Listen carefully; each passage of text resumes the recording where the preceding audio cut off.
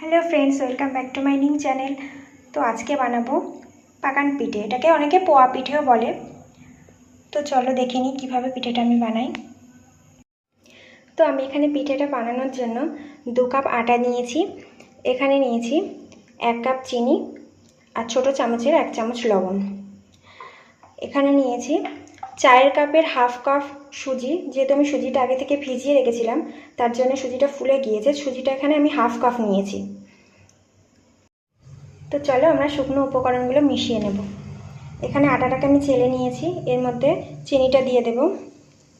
চিনিটা আমি ব্লেন্ড করে নিয়েছি, তোমরা চাইলে আস্তেও দিতে পারো। এর মধ্যে সুজিটা দিয়ে দেব।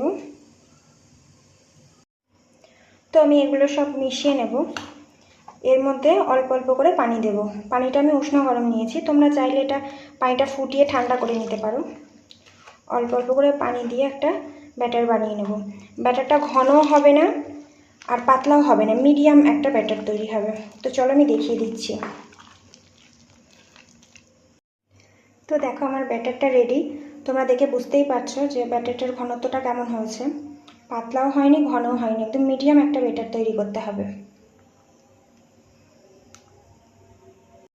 তো দেখো আমি এখানে কড়াইতে তেল বসিয়ে দিয়েছি, আমার তেলটা গরম হয়ে গেছে। তো এবার একটা একটা করে পিঠেগুলো করে নেব। তো চলো আমি এখানে একটা পিঠে আগে দিয়ে নিচ্ছি।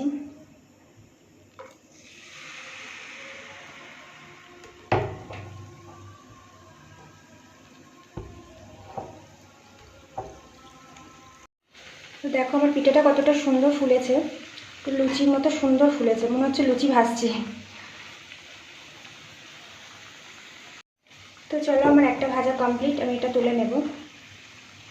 এইভাবে সবগুলো ভেজে নেব। তো দেখো এখানে আমি 3টে একসঙ্গে দিয়েছি, কত সুন্দর পিঠেগুলো ফুলছে।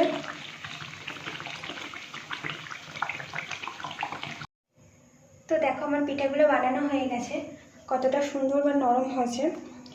আমার রেসিপিটা ভালো লাগলে প্লিজ লাইক কমেন্ট শেয়ার করে চ্যানেলটাকে সাবস্ক্রাইব করে দেবে।